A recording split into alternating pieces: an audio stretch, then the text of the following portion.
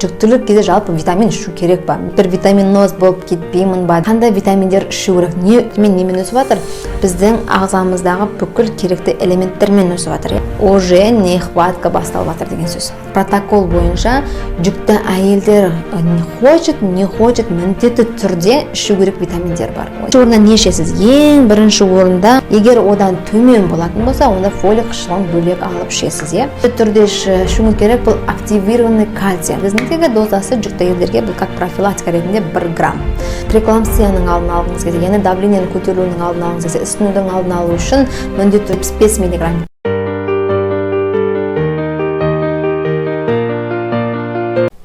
Қайырлы күн, ассаламу алейкум қыздар. Бүгін сіздерге ең керекті тақырыптардың бірі жүктілік кезде жалпы витамин ішу керек па? Мен дәрі ішуге қорқам. Не үшін ішем? Мен денсаулығым так мықты, мен бәрін күшті болып жүрмін. Бекерден бекер іше берем ба? Гипервитаминоз болып кетпеймін ба деген сұрақтармен жиі қойылады.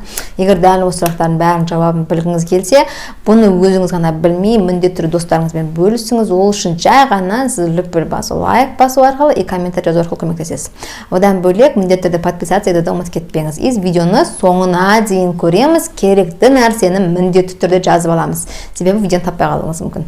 Ендеше, жалпы қандай витаминдер ішу керек? Не үшін ішуіңіз керек? Мынау мысалы біздің жатырымыз. Жатыр бізде кішкентай ғана нәрсе, иә? Осы тұрған нәрсенің ішінде бір ұрпақ пайда болды, иә? Бір ғана судан, иә, былай айтқанда. Бір тамшы судан пайда болды. И ол бала өсу үшін Аллахтың құдіретімен немен өсіп жатыр? Біздің ағзамыздағы бүкіл керекті элементтермен өсіп жатыр, иә? Яғни элемент деген не? Бұл бізде калий, ион, кальций, фосфор, магний, яғни бүкіл тұр, иә? Енді олардың бәрі егер де бізде артық болатын болса, онда біз давно көтермей тұрып, біз керемет болып жаңағыдай ауырсынып, гипервитаминоз болып кетушік, да? Ал жүктілік кезде и біздің бүкіл сол элементтерді бала алып жатқаннан кейін, значит бізде не? Уже нехватка басталып жатыр деген сөз. Уже жалпы бізде ВОЗ бойынша, яғни протокол бойынша жүкті әйелдер не хочет міндетті түрде ішу керек витаминдер бар. Естественно, оның ішінде плюс железяның витаминдері бар. Особенно кім 37 жастан кейін, да? Ендеше, бірінші орында не ішесіз? Ең бірінші орында мына жерге комплексный витамин В тобы. Можно витажинал ішуіңізге болады, фемибион или витрум ішулеріңізге болады. И плюс олардың ішінде қарайсыз фолиевая кислота бар ма? Егер фолий қышқылы ішінде 400 мг болса, оны бөлек алып ішудің қажеті жоқ. Егер одан төмен болатын болса, онда фолий қышқылын бөлек алып ішесіз, иә? Міндетті түрде, яғни фолий қышқылы бір тәулікте 5 мг міндетті түрде болуы тиіс. Екінші орында сізге ішу керек витамин, бұл витамин D3. Міндетті түрде D3 ең минималды дозада күніне бір таблеткадан бір рет, мысалы ультра D3, декальцин, кальций D3 никомед, кез келген түрін, яғни 1000 миллиграмды капля түрін алсаңыз да болады, кез келген түрін аласыз. Одан кейін міндетті түрде ішуіңіз керек бұл активированный кальций. Бірақ бұны міндетті түрде 18-20 аптадан бастап ішесіз. Оған дейін болмайды. Болмайды. Ал D3 іше бересіз. Именно осы кальций міндетті түрде 20 аптадан кейін, 18-20. Бұл не? Бұл сұйықтық, бұл кальций. D3 бұл бөлек нәрсе, қыздар. Кальций ол бөлек дүние.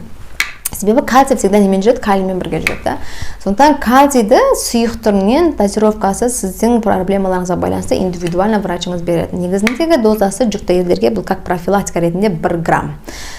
Одан бөлек ішесіз міндетті түрде бұл магний. Себебі не? Мына бұлшық ет босаңсу үшін, босаңсып өсуі үшін, бұл өскен кезде тырысулар жиі болмау үшін, аяқ қолдарыңыз тартылмау үшін, да? Яғни бұлшық етті расслаблениеға әкелу үшін. Ол не только сіздің миыңыз демалдырып тап, от стресса, да? Жоқ, вообще бұлшық еттерді босаңсыту үшін сіз магний препарат ішесіз. Магний бір ішесіз күніне 2 рет ішсеңіздер болады. Магний бір ішетін орнынан бенефрон БФ деген бар, иә? Магний спей, яғни неше түрлілер бар. Кез келген түрін алып ішулеріңізге болады. Яғни өзіңізге қолжетімді бағасы. Можно айхерттан алсаңыздар, қаласаңыздар, да.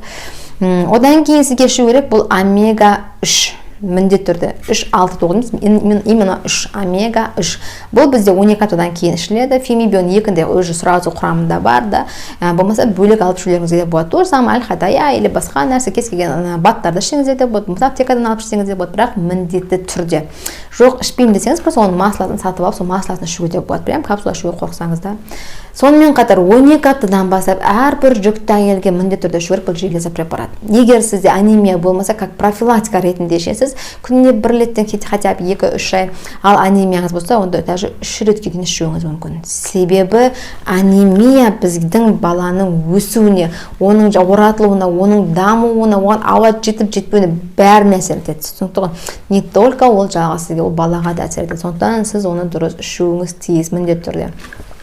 Сонымен қатар, егер де сіз преэклампсияның алдын алғыңыз келсе, яғни давлениенің көтерілуінің алдын алғыңыз келсе, ісінудің алдын алу үшін міндетті түрде біз ішеміз не тромбаз, немесе аспирин карду, немесе кардиомагнил, да, кез келген түрін, яғни асетил салицил қышқылы 75 мг, 75. Оған біз бір алдын бір қыз айтқам, осыны іштесек жаңағыдай бір таблеткасын іше дегенде мен 4 күн жүремін ішпей, сосын 5-ші күн тағы бір ішемін деп, себебі ішінде 500 мг деп та. Жоқ, олай болмайды қыздар. Міндетті түрде тәулігінен 75 мг.